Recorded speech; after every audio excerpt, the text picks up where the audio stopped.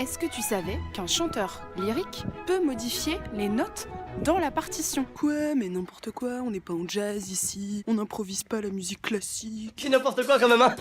Détrompe-toi, petit bidou. Les chanteurs ont le droit de faire des cadences, c'est-à-dire improviser en vocalisant pour ponctuer une phrase musicale.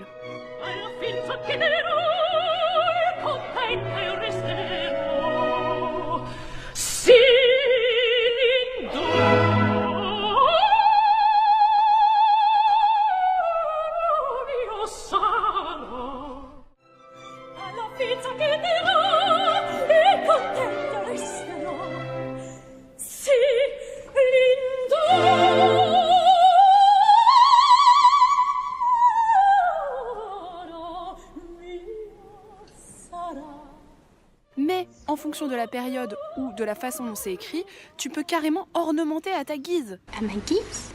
À ma guise, à ma guise. Mais dans la musique baroque, c'est carrément un autre niveau. Ton air est en 2 parties, et à la fin de ta deuxième partie, tu dois répéter la première partie en ornementant. Quoi?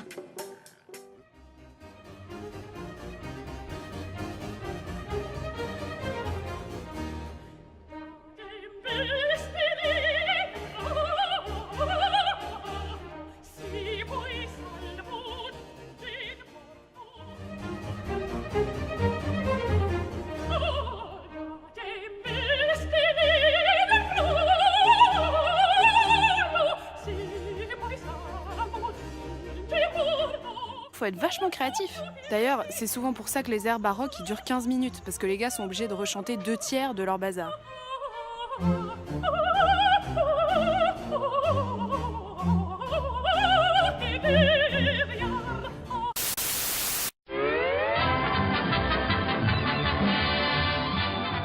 Tu sais qu'il y a un cartoon Looney Tunes qui se passe à l'opéra?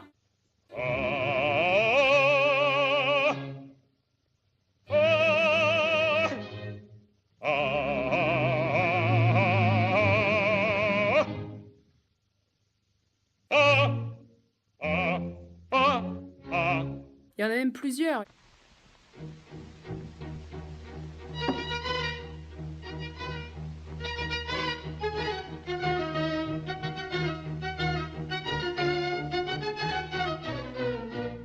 Il y a un Tex Avery aussi.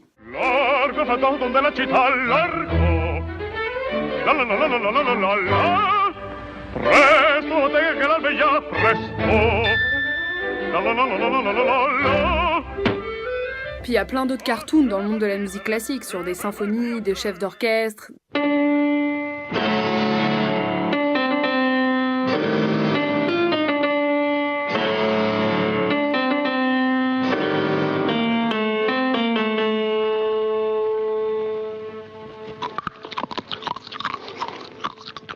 Comme quoi l'opéra c'est cocasse.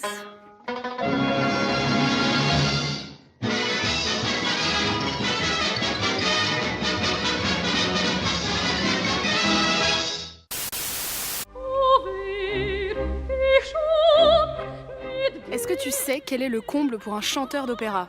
De chanter juste. Pas bien, il va plus bien du tout. Non, plus sérieusement, un chanteur d'opéra, son comble, c'est qu'il n'entendra jamais sa voix telle que les autres l'entendent. Tu sais, cette sensation désagréable la première fois que tu t'entends sur un magnétophone ou dans une vidéo. Tu te dis « Ah, mais c'est quoi cette voix ?» Bah en fait, on entend sa voix beaucoup plus grave qu'elle ne l'est vraiment. Et donc du coup, pour travailler sa voix en tant que chanteur, on ne se base que sur les sensations, sur ce que les autres, tes professeurs, le public, tes conseillers te disent et sur ce que toi, tu sens. D'ailleurs, pour les voix aiguës, notamment les sopranes et les ténors, dans leurs notes aiguës, le son, la fréquence se passe dans une zone au-delà de leur oreille.